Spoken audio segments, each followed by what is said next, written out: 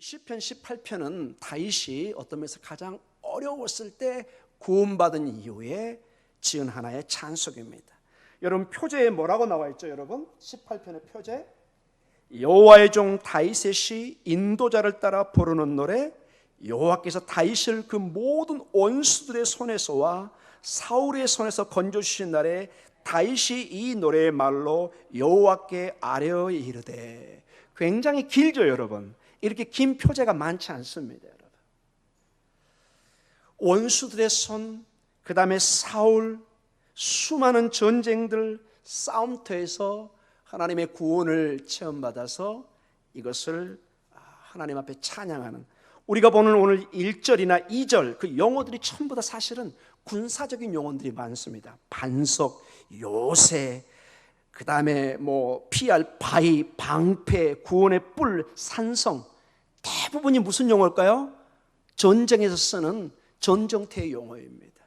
하나님께서 이러한 어려움 속에서 그를 구원하는, 제가 이 말씀을 묵상하면서 느낀 것, 그리고 여러분도 경험하면서 느낀 것이 무엇이냐, 다윗은 가장 위험한 시간들을, 가장 어려운 시간들을, 목숨이 왔다 갔다 하는, 자기뿐만 아니라 자기 동료와 부하들도 생명이 위태로운, 리더로 서 있을 때 여러분 가장 힘든 게 자기와 함께한 밑에 참모들, 밑에 사람들이 피해를 입는 거, 이걸 리더가 보기 쉽지 않습니다.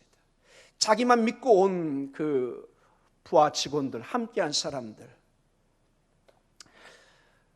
그 사람들을 여러분 죽게 만들고 힘들게 하는 거, 그걸 리더로서 보기 쉽지 않습니다. 그것을 수많이 경험하고 자기의 가족들의 위험과 본인의 위험 속에서 가장 위험했던 곳에서, 그러나 여러분 시편이 150편인데 약 73편이 다윗이 적은 걸로 되어 있습니다.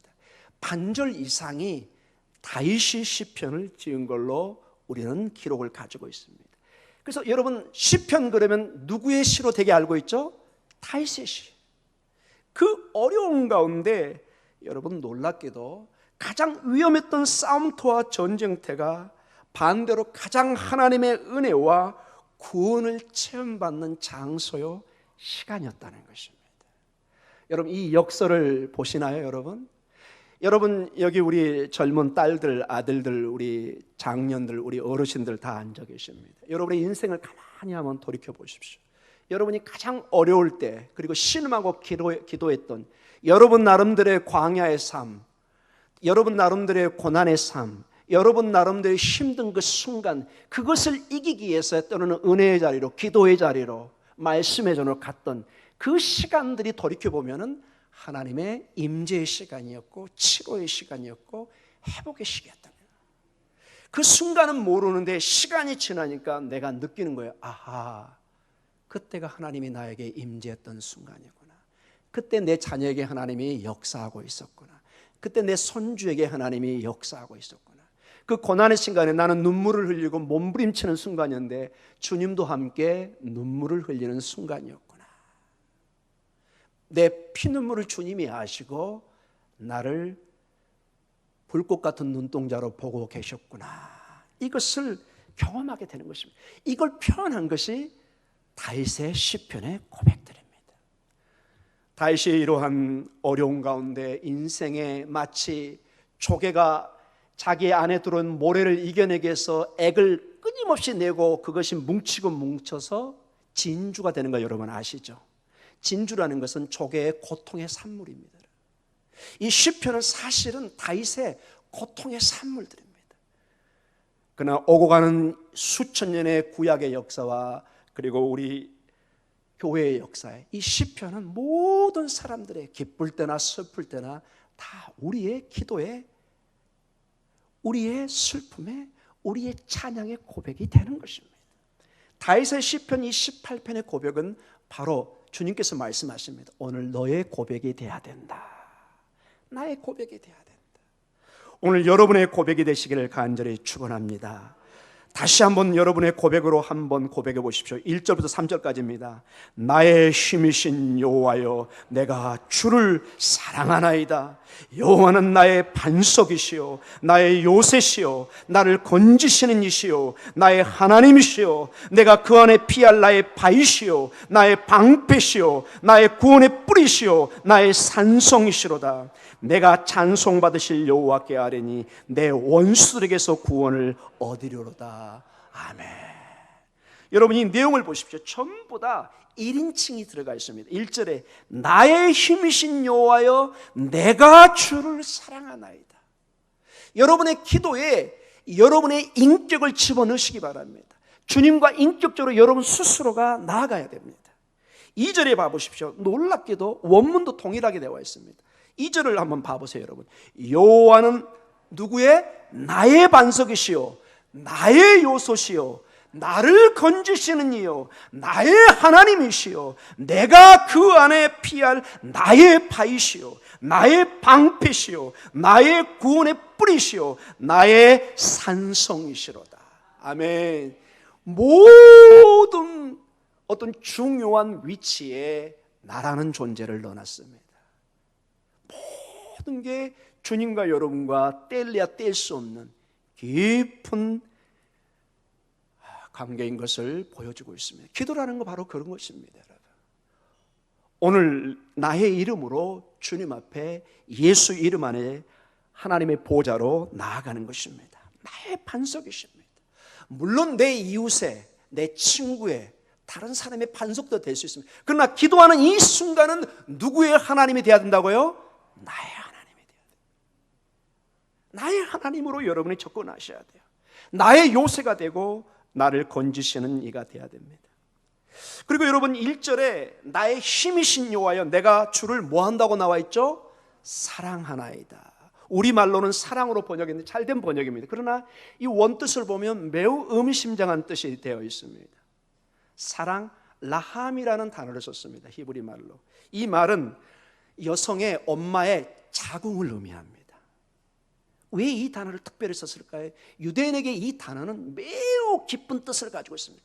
깊은 보호와 사랑과 친밀함과 부모의 그 사랑의 동정과 모든 것이 그 단어에 여러분이 생각하는 그 엄마의 태를 의미합니다. 그 아이의 생명은 절대적으로 엄마의 태에 의해서 결정됩니다. 하나님이 그렇게 생명을 보호하도록 만들었습니다.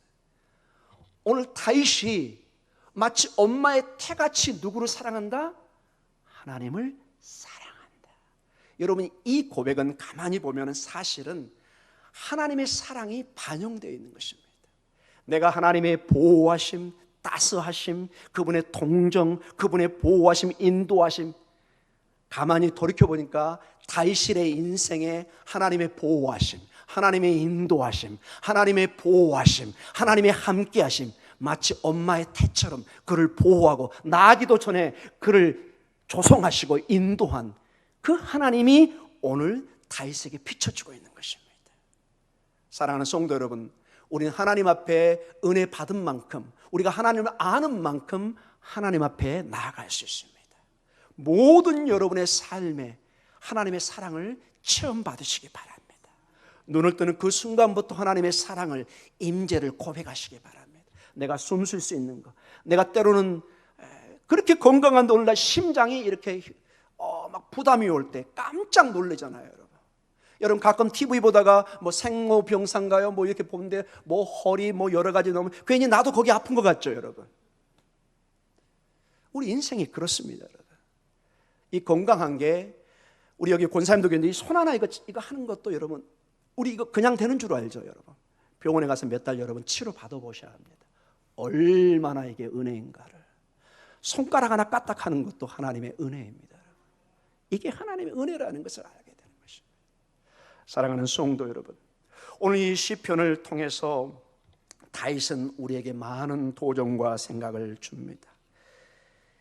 150편 중에 73편 정도가 다윗이 작가로 이렇게 대개 학자들이 의견을 내놓고 있습니다. 모두가 기도의 삶의 모습입니다. 결국 다윗은 모든 어려움 속에 가장 그에게 중요하고 기본적인 자세, 가장 우선순위가 뭐였는 것을 알 수 있느냐? 기도로 하나님 앞에 나아간 것입니다. 기도로. 이건 아무리 강조해도 부족하지가 않습니다. 하늘과 땅이 만나는 놀라운 신비의 역사가 기도의 역사입니다. 시편을 통해서 우리는 이 기도의 위대함, 신비, 이것을 반드시 알아야 될 것입니다. 그리고 우리는 2절에 여러 반송 요새가 나와 있는데 잠깐 우리가 한번 사진을 보도록 하겠습니다. 다윗은 이런 산성들을 보면서 아마 이게 이제 방패입니다, 여러분. 실제로 그 박물관에 있는 다윗의 방패라고 그러는데, 이런 식의 방패를 들고 그들은 전쟁에 싸우면서 목숨을 보호받았겠죠. 하나님이 이 방패처럼 그를 보호하는. 그 다음에 이게 뿔입니다, 여러분. 이게 주로 이렇게 큰 염소 뿔처럼 되어 있는데, 이 뿔을 불면서 하나님의 승리, 하나님의 모든 그 이스라엘의 뭐 안식일을 선언한다든지 전쟁의 승리라는 소식을 전할 때 이 뿔을 빠방 하고 울립니다. 이 뿔을 통해서 구원의 뿔의 상징을 보여주고 있습니다. 여러분, 이스라엘 가면 가끔 이렇게 볼 수가 있습니다. 생각보다 깁니다. 그리고 여러분, 불면 금방 불려질 것 같죠? 안 되면, 저거 연습 안 되면 뭐 소리 안 납니다. 삐삐삐삐 이상한 소리만 납니다. 뿡하게 소리는 거, 연습이 좀 필요합니다. 이런 식으로 안식일을 알리고, 옛날 시골에서 종을 치면서 여러분 예배 시간 알리는 거 여러분 생각나시죠? 지금도 그 시골의 종소리가 그립기는 합니다. 그런 식으로 모든 걸 알리고 하나님의 구원, 승리 이런 것들을 알렸던 것을 알 수가 있습니다. 이게 하나의 지금 이스라엘에 발굴된 이게 한 산성입니다. 요새입니다. 이런 식으로 요새를 만들어서 전쟁에서 다 보호를 했던. 평상시는 백성들이 밖에서 합니다. 그러나 전쟁이 나면은 전부 다 안으로 들어와서 싸우고 그들의 생명을 보호받던. 우리나라와 동일한 거죠. 뭐 여기 남한산성, 여기 가끔 식사 가는 뭐 행주산성인가요? 아니, 여기 뭐죠? 행주산성 맞나요? 예, 거기. 지금은 식사 자리의 산성이지만은 옛날에는 이 서울을 지키는 중요한 산성이 있었던 걸 보세요. 이거 다윗이 이런 전쟁을 통해서 얼마나 많은 것들을 이런 보호를 통해서 하나님이 산성처럼 보호하는 모습을 봅니다. 그리고 정말 산성은 이런 산성도 있습니다, 여러분. 이게 마사다라는 것입니다. 이게 소위 말해서 요새라는 뜻입니다. 이스라엘에 가면 종종 여기저기에 저렇게 자연의 요새가 있습니다. 거의 높이가 한 400m 들어가야 되고 적들이 함부로 절대로 올 수가 없는. 아마 여러분이 성지 순례하면 저기를 갈지 안 갈지는 모르겠습니다. 굉장한 요새들이 여기저기서 만약에 전쟁에서 불리하면 저런 데로 후퇴해서 생명을 구하고, 여러분이 상상할 수 없는 저런 요새들이 이스라엘 지형 속에서 볼 수 있는, 저걸 보면서 하나님의 요새, 산성을 얘기한 거죠. 마치 우리가 저런 산성에서 보호를 받듯이 다윗이 하나님의 보호를 눈에 보이는 이러한 산성, 방패, 그 다음에 구원의 뿔, 요새, 이런 식으로 말씀을 했다는 것입니다. 저것이 그들의 생명을 보호한 것처럼 보이지만은 다윗의 고백은 여호와가 사실은 진정한 우리의 요새요, 여호와가 진정한 나의 산성이다, 이렇게 고백을 하고 있습니다. 때로는 여러분의 삶 속에 여러 가지 산성되는 요새되는 여러분의 건강, 여러분의 뭐 재정적인, 여러분의 여러 가지 가족들, 주변의 지인들 다 있을 줄로 압니다. 그러나 여러분의 진정한 내면의 고백은 이 모든 걸 넘어서 하나님이 은혜로 나를 도우셨다, 이 고백이 있기를 간절히 축원합니다. 하나님이 그때 그 사람을 나에게 보내주신 거예요. 하나님이 그때 나에게 그런 건강을 주신 거고, 하나님이 그때 그런 기회와 환경을 조성해 주신 것입니다. 이러한 고백이 여러분의 고백이 되시기를 간절히 기도합니다. 자, 우리 목사님 돌려도 됩니다. 신약에 와서는 근데 제가 한 가지만 더 짚고 넘어갈 것은, 우리의 싸움은 단순히 어떤 세상에 보이는 전쟁의 싸움도 있지만은 우리는 영적인 싸움에 매우 민감해야 될 것을 사도 바울 선생님은 말씀하십니다. 때로는 우리의 눈에 보이지 않는 세계가 훨씬 눈에 보이는 세계보다 강하게 우리에게 다가오고 우리를 걷잡을 수 없는 낙심과 절망으로 몰고 가는, 분명히 겉으로는 그게 보이지 않는데 나에게 엄청난 영적인 스트레스와 문제를 야기하는, 절망을 주는, 모든 것은 변하면 내 마음만 절망 상태에 있습니다. 불안한 가운데 있습니다. 안 될 것 같습니다. 왠지 모르게 쩔쩔쩔 매는 내 모습을 봅니다. 마귀가 역사하고 있는 것입니다. 사랑하는 성도 여러분, 성경은 분명히 우리의 싸움은 혈과 육이 아니라 공중 권세 잡은 어떤 영의 역사가 있는 것을 말씀하고 있습니다. 그래서 우리는 이중적인 이 땅의 어려움과 함께 이 땅을 또 지배하고 있는 하나의 영적인 세력과 싸워야 되는, 매우 영적으로 주의를 기울여야 되는 상태인 것도 보여주고 있습니다. 에베소서 6장 10절과 18절을, 이 아주 중요한 말씀이죠. 이렇게 구체적으로 전쟁의 영적 준비를 지시하는 내용은 흔치 않습니다. 종말을 살아가는 우리에게 늘 우리 성도들이 깨어서, 사실은 내 친구하고 우리 누구하고 싸우고 있는 것처럼 생각하지만은 영적인 마귀가 역사해서 내 마음을 통하고 지금 싸우지 말아야 될 것을 내가 싸우고 있는 마귀의 대리자 역할을 하고 있는지도 모른다는 것이죠. 우리 에베소 6장 10절과 18절, 좀 길지만은 이게 한 묶음이기 때문에 같이 읽도록 하겠습니다. 같이 읽습니다. 끝으로 너희가 주 안에서와 그의 힘의 능력으로 강건하여 주고 마귀의 관계를 능히 대적하기 위하여 하나님의 전신갑주를 입으라. 우리의 씨름은 혈과 육을 상대하는 것이 아니요 통치자들과 권세자들과 이 어둠의 세상 주관자들과 하늘에 있는 악의 영들을 상대함이라. 그러므로 하나님의 전신갑주를 취하라. 이는 악한 날에 너희가 능히 대적하고 모든 일을 행한 후에 서기 위함이라. 그런즉 서서 진리로 너희 허리띠를 띠고 의의 호신경을 붙이고 평안의 복음이 준비하는 것으로 신을 신고 모든 것 위에 믿음의 방패를 가지고 이로써 능히 악한 자의 모든 불화살을 소멸하고 구원의 투구와 성령의 검 곧 하나님의 말씀을 가지라. 모든 기도와 간구를 하되 항상 성령 안에서 기도하고 이를 위하여 깨어 구하기를 항상 힘쓰며 여러 성도들을 위하여 구하라. 아멘. 여기 보면은 전신갑주, 허리띠, 신발, 방패, 검, 이게 전형적인 그 당시 최고의 병사였던 로마 군인들의 이 전신갑주를 비유하고 있는 것입니다. 사도 바울은 너무나 로마 군인들, 그 당시 최고의 세계를 호령하고 지배했던 로마 그 용병들을 잘 알고 있었습니다. 로마 군인을 이기는 나라는 거의 없었습니다. 전성기 때는 로마 군인이 가는 곳은 항상 승리만 있었습니다. 영적으로 이렇게 승리하기 위해서는 우리도 하나님의 말씀과 진리의 말씀과 성령의 충만함과 17절에 구원의 투구와 성령의 곧 하나님의 말씀을 가지고 우리도 싸워야 되는, 때로는 우리가 하나님 앞에 기도하고 있지만 그 기도의 종류 속에는 오히려 예수의 이름으로 마귀와 담대하게 싸워야 되는, 때로는 예수의 이름으로 마귀를 물리쳐야 되는 그러한 역사가 필요한 것을 보게 됩니다. 그래서 여러분, 제가 서두에 얘기한 것처럼 때로는 여러분의 마음에 짓누르고 미움과 시기와 낙심과 절망이 올 때는 예수의 이름으로 물리치시기 바랍니다. 담대하게 축복하십시오. 그냥 툭 털고 일어나십시오. 계속 앉아있을 때 잡념이 생각할 때가 있어요. 3시간 앉아도 한마디 기도가 안 될 때가 있습니다.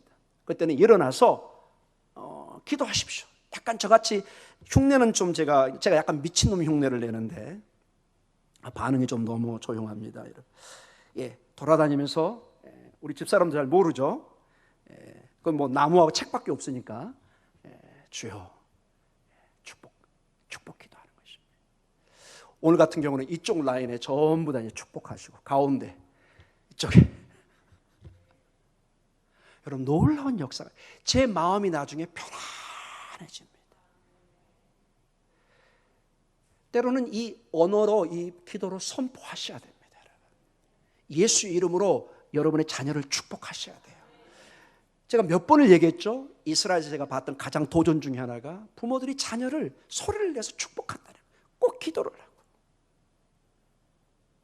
소리를 내서, 여러분 마치 이름을 부르면 학생이 대답을 하듯이 소리를 내서, 때로는 안으로 내면으로 기도도 필요하지만 소리를 내서 기도해서 여러분이 한번 싸우시기 바랍니다. 여러분, 유대인 중에 굉장히 특이한 게 기도 보면은 이런 식으로 많이 기도해요. 혹시 이거 보셨나요? 이거 이렇게 하는 거? 유대인들 기도하는 거?